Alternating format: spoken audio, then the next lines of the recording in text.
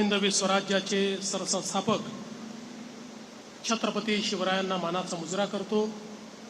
भारतीय राज्यघटनेचे शिल्पकार भारतरत्न डॉक्टर बाबासाहेब आंबेडकर यांना मानवंदना अर्पित करतो। आणि आज नवीन स्वरूपामध्ये जे पोस्ट ऑफिस सुरू झालेलं आहे त्याच्या उद्घाटनाकरता आपल्यामध्ये उपस्थित एक फार मोठा वारसा जे चालवतात जनकोजीराव शिंदे, राणोजी शिंदे, महादजी शिंदे असं जे घराणं आहे त्या घराण्यातले आजचे वारसदार आणि भारत सरकारचे मंत्री माननीय श्री ज्योतिरादित्य शिंदेजी, आमचे सहकारी आमदार अमित साटमजी, मुख्य post master general Amitabh Sinhji, Arun Khanji, Rupesh Savarkarji, Acharya Pavan Tripathiji, या ठिकाणी उपस्थित सर्व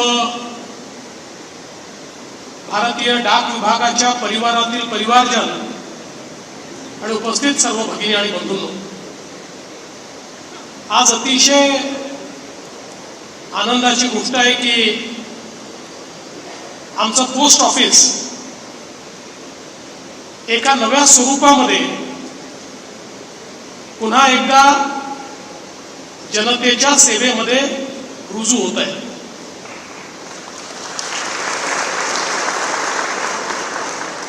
पोस्ट ऑफिसने केलेली सेवा ही कदाचित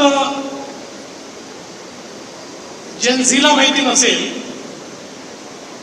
पण जेनेक्स आणि मिलेनियल्स असं आपण ज्यांना म्हटलंय त्यांना मात्र ती सेवा माहिती आहे। आमच्यासारख्या अनेक लोकांनी आपल्या लहानपणी पोस्टामध्ये जाऊन त्या ठिकाणी इनलँड खरेदी करणं किंवा पोस्टकार्ड खरेदी करणं, एन्व्हलप खरेदी करणं, या सगळ्या गोष्टी केलेल्या आहेत। एखादं पार्सल पाठवणं हे देखील केलेलं आहे। नंतरच्या काळात स्पीड पोस्ट आला, त्या स्पीड पोस्टचा उपयोग केलेला आहे। आणि एवढंच नाही तर छोटी बचत ही जी पोस्टात त्या काळात व्हायची ती देखील आपण जवळून बघितलेली आहे। त्यामुळे एक प्रकारे आमच्या समाजाच्या जीवनाचं एक महत्त्वाचं अंग म्हणजे पोस्ट अशा प्रकारची जी व्यवस्था होती ही व्यवस्था आपण सगळ्यांनी बघितली आहे। खरं म्हणजे आपण जर साधारण 2000 पूर्वीचं साहित्य, त्यापूर्वीचे सिनेमे हे सगळं बघितलं तर जुन्या सिनेमांमध्ये पोस्टमन हा दिसायचाच, तो चिठ्ठी घेऊन यायचाच आणि त्याच्या चिठ्ठीने कोणीतरी आनंदित व्हायचं किंवा कोणाला एखादी वार्ताही समजायची। आणि मला आठवतं की इतकं साहित्य या टपाल विभागावर तयार झालं। हे पु ल देशपांडे हे गमतीनं असं म्हणायचे की आमचा मध्यमवर्गीय कसा आहे तर म्हणाले पोस्टमन आणि पोलीस यातला फरक त्याला कळत नाही, त्यामुळे पोस्टमन जर पत्र देण्याकरता आला तरी त्याचा वेश पाहून चळाचळा कापणारा अशा प्रकारचा आमचा मध्यमवर्गीय आहे असं गमतीने ते म्हणायचे। किंवा हिंदीमध्ये एक फार गाजलेले कवी होते शरद जोशी, त्यांनी पोस्ट विभागावर लिहिलेली एक दीर्घ काव्य आहे ज्याच्यामध्ये त्यांनी एक विडंबन तयार केलंय की पोस्ट विभाग हा आताच्या ब्युरोक्रेसी सारखा, म्हणजे त्या काळात लिहिलंय 30 वर्षापूर्वी, तेव्हाच्या ब्युरोक्रेसी सारखा तयार झाला असता तर एखाद्या व्यक्तीला पत्र पाठवायचं असेल तर तो पोस्टात गेला असता आणि मग तिथल्या जो कोणी कर्मचारी आहे त्यांनी म्हटलं असतं की आधी फॉर्म भरा, फॉर्म भरल्यानंतर 15 दिवसांनी परत या. मग 15 दिवसांनी आल्यानंतर सांगितलं असतं तुमचे 2 कागद राहून गेले, ते 2 कागद घेऊन या. आणि मग एखाद्या व्यक्तीने जर एका महिन्यात 2 पत्र पाठवायचा प्रयत्न केला असता तर फारच तुम्ही पत्र पाठवता असं म्हटलं असतं. अशा प्रकारचं अतिशय सुंदर काव्य हे त्या ठिकाणी शरद जोशींनी केलेलं आहे. आणि त्यात ते सांगतात की आनंद व्यक्त करतात की अशी व्यवस्था नाही तर आता जी पोस्टाची व्यवस्था आहे त्याच्यामध्ये कोणी गेलं तरी आमचं पोस्ट हे गरीब आहे का श्रीमंत आहे बघत नाही, तो कुठल्या जातीचा धर्माचा आहे हे बघत नाही, आलेल्या प्रत्येकाचं पत्र घेतं आणि ज्यापर्यंत पोचवायचं आहे त्याच्यापर्यंत पोचवतं. अशा प्रकारची ही पोस्टाची व्यवस्था आमच्या देशामध्ये कानाकोपऱ्यामध्ये तयार झाली. मला आठवतं मागच्या काळामध्ये कार्यक्रम आम्ही केला होता आणि त्या कार्यक्रमामध्ये कारगिलचं युद्ध सुरू असताना कारगिलच्या युद्धामध्ये जे आमचे सैनिक आणि अधिकारी दुर्दैवाने शहीद झाले त्यांनी त्या युद्धाच्या काळात आपल्या घरी पाठवलेली जी पत्र होती त्या पत्राचं वाचन आम्ही केलं होतं. ही सगळी पत्र आमच्या पोस्ट विभागाने त्या युद्धाच्या काळामध्ये त्या ठिकाणी त्या कारगिलच्या वॉर हिरोजच्या घरापर्यंत पोहोचवली होती. आणि त्यातनं ज्या भावना या सगळ्या आमच्या वॉर हिरोजनी व्यक्त केल्या होत्या त्या भावना वाचताना आम्ही सगळे भावविभोर झालो होतो. मला असं वाटतं की हे जे कार्य आहे मानवी संवेदनाचा वाहक म्हणून पोस्ट विभागाने आजपर्यंत काम केलेलं आहे. आणि म्हणूनच मला असं वाटतं की हा पोस्ट विभाग आपल्या सामाजिक व्यवस्थेचा एक भाग म्हणून आपण याच्याकडे बघितलं पाहिजे.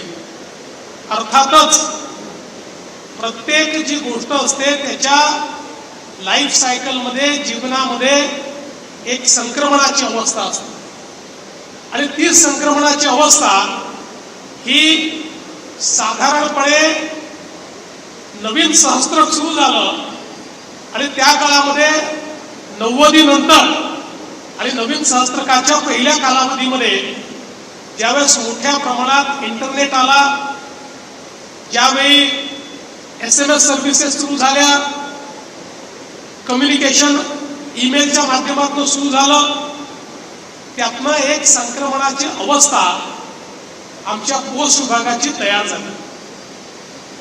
दुसरीकडे आपल्याला कल्पना आहे की मोठ्या प्रमाणात खासगी क्षेत्रही या ठिकाणी वेगवेगळ्या प्रकारच्या पार्सल सर्व्हिसेसमध्ये, कुरिअर सर्व्हिसेसमध्ये आलं. त्याच्यामुळेही एक संक्रमण अवस्था आमच्या पोस्ट विभागाला त्या ठिकाणी बघावी लागली. पण महत्वाचं असतं की आव्हानं जेव्हा समोर येतात त्यावेळी त्या आव्हानाला साजेसा बदल आपल्यामध्ये घडवणं आणि प्रत्येक काळामध्ये रेलेव्हंट राहणं हे अत्यंत महत्वाचं असतं. आणि मी विशेष आभार मानेन देशाचे प्रधानमंत्री माननीय नरेंद्र मोदीजींचे की ज्यांनी पोस्ट विभागाची ताकद ओळखली आणि ज्यांनी हे ठरवलं की हा विभाग ऑब्सोलीट होणार नाही. तंत्रज्ञान बदललं असेल, मीन्स ऑफ कम्युनिकेशन बदलले असतील, त्या प्रत्येक व्यवस्थेमध्ये आमच्या पोस्ट विभागाला कुठे ना कुठे जागा आहे, किंबहुना एक बिझनेस अपॉर्च्युनिटी आणि त्यासोबत प्रत्येक व्यक्तीला सेवा देण्याची संधी आमच्या पोस्ट विभागामध्ये आहे.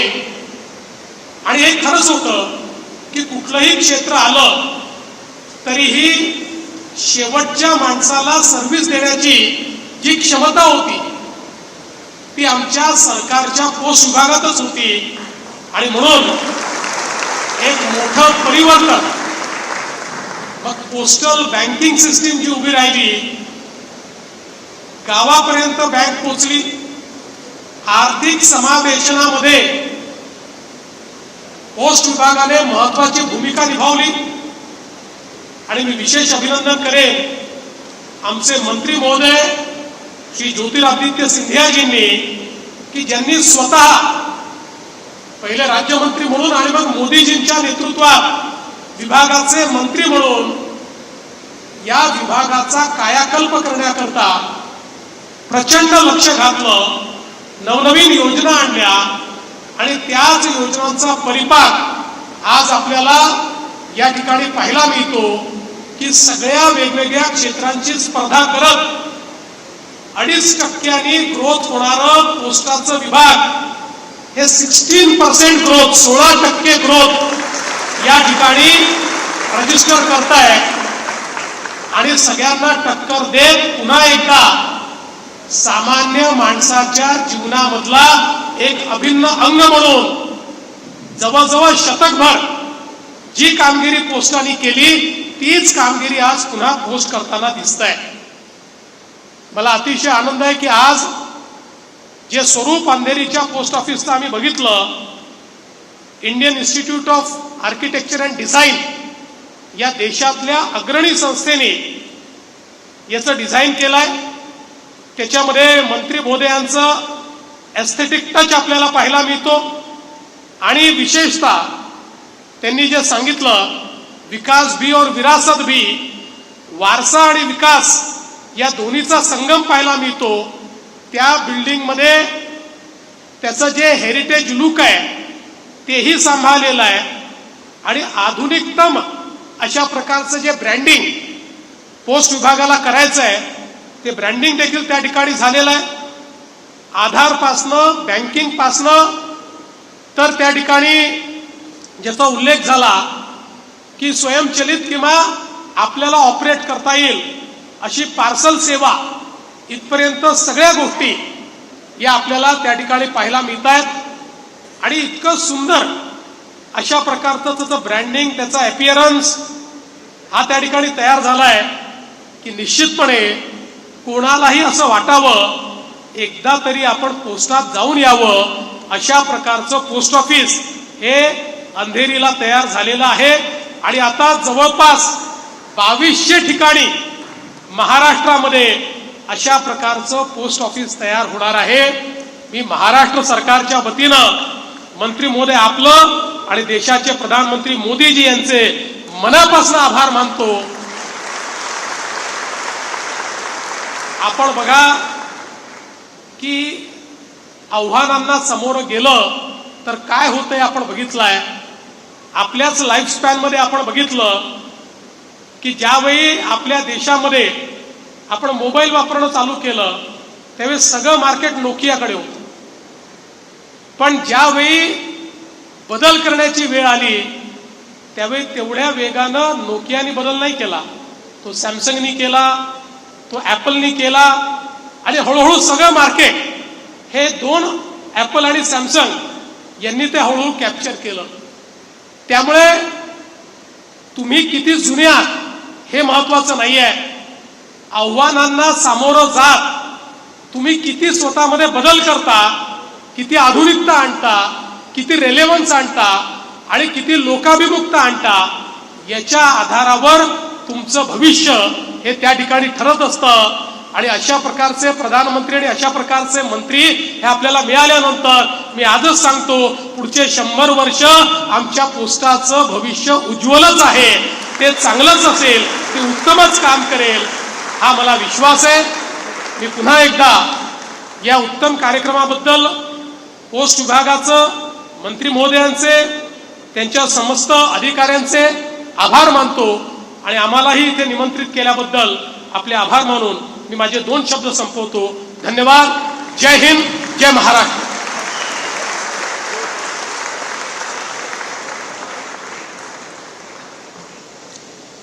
धन्यवाद.